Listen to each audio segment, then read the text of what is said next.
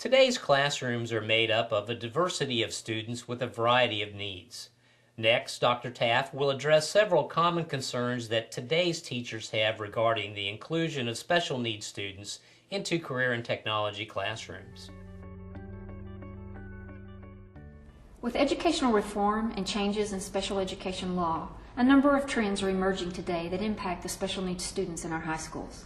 These trends include standards-based assessment, inclusion in and access to the general education curriculum and classroom, expectations of higher level thinking skills and problem-solving skills, and programs and plans for these students must be based on mastery and outcomes.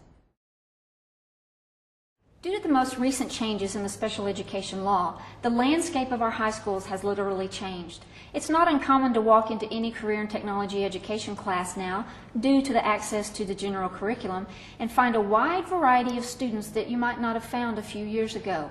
Walk into any class and you may see students who have learning disabilities. They may show behavioral, emotional disorders. They may have attention deficit disorder, hyperactivity disorder. They may have mental retardation. A number of disabilities may be shown in that classroom.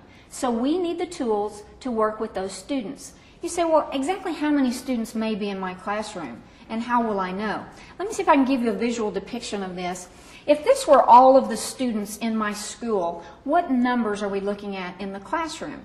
Well, for the most part, you're going to see mainly students with learning disabilities. If this were all the students with learning disabilities in my school, approximately 49% would be students with learning disabilities. Another 27% would be students with speech and language impairment, maybe writing problems, reading problems, along those lines. That would fall right in here. So a combined total of about 2/3 of all the students with disabilities would fall into one of those two categories. That's a lot of students, but the good news is best practices hit the very problems that these students have.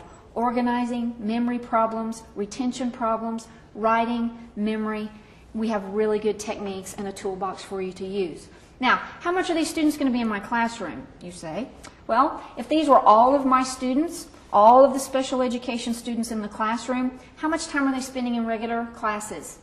Up to 80% of their day. If this is their day, 80% we find of all students in all high school classes are spent in the regular classroom. That's meeting the letter of the law, access to the general curriculum.